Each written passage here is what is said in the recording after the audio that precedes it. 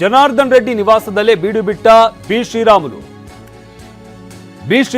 ಜನಾರ್ದನ್ ರೆಡ್ಡಿ ಅವರ ನಿವಾಸದಲ್ಲೇ ಇದ್ದಾರೆ. ಜೀವದ ಗೆಳೆಯ ಶ್ರೀರಾಮುಲು ಜೊತೆ ರೆಡ್ಡಿ ಮಾತುಕತೆ ನಡೆಸಿದ್ದಾರೆ. ಮಹತ್ವ ಪಡೆದುಕೊಂಡ ರೆಡ್ಡಿ ಶ್ರೀರಾಮುಲು ಚರ್ಚೆ.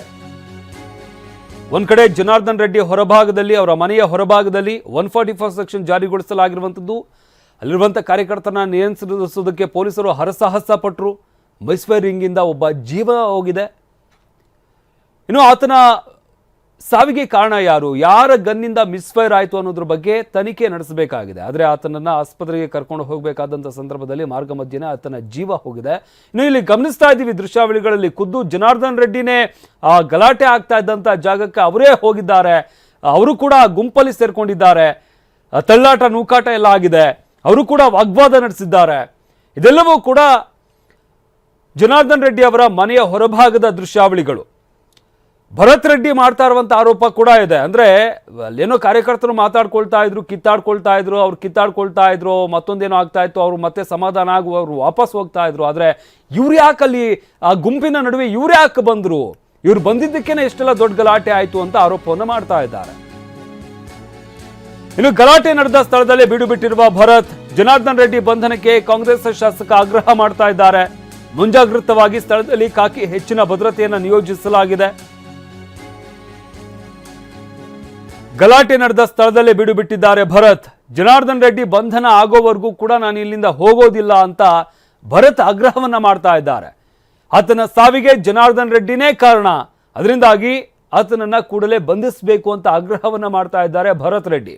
ಕಾಂಗ್ರೆಸ್ ಶಾಸಕ ಆಗ್ರಹವನ್ನ ಮಾಡ್ತಾ ಇದ್ದಾರೆ. ಮುಂಜಾಗ್ರತವಾಗಿ ಸ್ಥಳದಲ್ಲಿ ಹೆಚ್ಚಿನ ಭದ್ರತೆಯನ್ನು ನಿಯೋಜಿಸಲಾಗಿದೆ.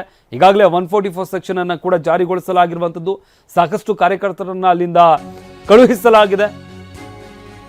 ಭರತ್ ರೆಡ್ಡಿಗೆ ಕರೆ ಮಾಡಿ ಮಾಹಿತಿ ಪಡೆದ ಗೃಹ ಸಚಿವ, ಘಟನೆ ಕುರಿತು ಮಾಹಿತಿ ಪಡೆದ ಗೃಹ ಸಚಿವ ಪರಮೇಶ್ವರ್, ಗೃಹ ಸಚಿವರು ಖುದ್ದಾಗಿ ಅಲ್ಲಿನ ಶಾಸಕರಿಗೆ ಕರೆ ಮಾಡಿ ಮಾಹಿತಿಯನ್ನ ಪಡ್ಕೊಂಡಿದ್ದಾರೆ. ಅಂದ್ರೆ ಭರತ್ ರೆಡ್ಡಿಗೆ ಕರೆ ಮಾಡಿದ್ದಾರೆ. ಏನಾಗ್ತಾ ಇದೆ, ಏನ್ ಗಲಾಟೆ, ಏನಾಯ್ತು, ಯಾವ ಕಾರಣಕ್ಕೆ ಗಲಾಟೆ ಆಯಿತು, ಈಗ ಸದ್ಯಕ್ಕೆ ಹೇಗೆ ಪರಿಸ್ಥಿತಿ ಇದೆ ಅನ್ನೋ ವಿಚಾರಕ್ಕೆ ಸಂಬಂಧಪಟ್ಟಂತೆ ಗೃಹ ಸಚಿವರು ಭರತ್ ರೆಡ್ಡಿಗೆ ಕರೆ ಮಾಡಿ ಮಾಹಿತಿಯನ್ನು ಪಡ್ಕೊಂಡಿದ್ದಾರೆ. ಇನ್ನು ಮತ್ತೊಂದು ಕಡೆ ಪೊಲೀಸರು ಅಲ್ಲಿ ಪರಿಸ್ಥಿತಿಯನ್ನು ನಿಯಂತ್ರಿಸೋದಕ್ಕೆ ಹರಸಾಹಸ ಪಡ್ತಾ ಇದ್ದಾರೆ. ಯಾಕಂದ್ರೆ ಕಾರ್ಯಕರ್ತರನ್ನ ಅಲ್ಲಿಂದ ಕಳಿಸೋದಕ್ಕೇನೆ ಈಗಾಗಲೇ ಹರಸಾಹಸ ಪಟ್ಟಿದ್ದಾರೆ. ಆದರೆ ಶಾಸಕರು ಅಲ್ಲೇ ಬಿಟ್ಬಿಟ್ಟಿರುವಂಥ ಕಾರಣದಿಂದಾಗಿ ಮತ್ತಷ್ಟು ಜನ ಅಲ್ಲಿ ಸೇರ್ಕೊಳ್ಳುವಂತಹ ಸಾಧ್ಯತೆ ಇದೆ. ಅದರಿಂದಾಗಿ ಪೊಲೀಸರು ಅವರ ಮನವೊಲಿಸುವಂಥ ಪ್ರಯತ್ನವನ್ನ ಮಾಡ್ತಾ ಇದ್ದಾರೆ. ಶಾಸಕರ ಮನವೊಲಿಸುವಂಥ ಪ್ರಯತ್ನಗಳಾಗ್ತಾ ಇದ್ದಾವೆ. ಆದರೆ ಭರತ್ ರೆಡ್ಡಿ ಯಾವುದೇ ಕಾರಣಕ್ಕೂ ನಾನು ಇಲ್ಲಿಂದ ಹೋಗೋದಿಲ್ಲ, ಜನಾರ್ದನ್ ರೆಡ್ಡಿ ಬಂಧನ ಆಗೋವರೆಗೂ ಕೂಡ ನಾನು ಇಲ್ಲಿಂದ ಕದಲೋದಿಲ್ಲ ಅಂತ ಪಟ್ಟು ಹಿಡಿದು ಅಲ್ಲಿ ಕೂತಿದ್ದಾರೆ. ಆ ಕಾರಣದಿಂದಾಗಿ ಸದ್ಯಕ್ಕೆ ಗೃಹ ಸಚಿವರು ಕೂಡ ಖುದ್ದಾಗಿ ಶಾಸಕರಿಗೆ ಕರೆ ಮಾಡಿ ಅವರ ಬಳಿ ಮಾತನಾಡಿದ್ದಾರೆ, ಮಾಹಿತಿಯನ್ನು ಪಡ್ಕೊಂಡಿದ್ದಾರೆ. ಏನಾಯಿತು, ಏನು ಗಲಾಟೆ ಏನಕ್ಕಾಯಿತು, ಆತನ ಸಾವಿಗೆ ಯಾರು ಕಾರಣ, ಯಾವ ರೀತಿಯಾಗಿ ಫೈರ್ ಆಯಿತು, ಜೊತೆಗೆ ಅಲ್ಲಿ ಹೇಗಿದೆ ಪರಿಸ್ಥಿತಿ ಅನ್ನೋ ವಿಚಾರಕ್ಕೆ ಸಂಬಂಧಪಟ್ಟಂತೆ ಪೊಲೀಸರಿಂದಲೂ ಕೂಡ ಮಾಹಿತಿಯನ್ನು ಪಡ್ಕೊಂಡಿದ್ದಾರೆ ಗೃಹ ಸಚಿವರು. ಇದ್ರ ಜೊತೆಗೆ ಶಾಸಕರಿಂದಲೂ ಕೂಡ ಮಾಹಿತಿಯನ್ನು ಪಡ್ಕೊಂಡಿದ್ದಾರೆ. ಅವ್ರ ಜೊತೆ ಕೂಡ ಮಾತನಾಡ್ತಾ ಇದ್ದಾರೆ ಗೃಹ ಸಚಿವರು.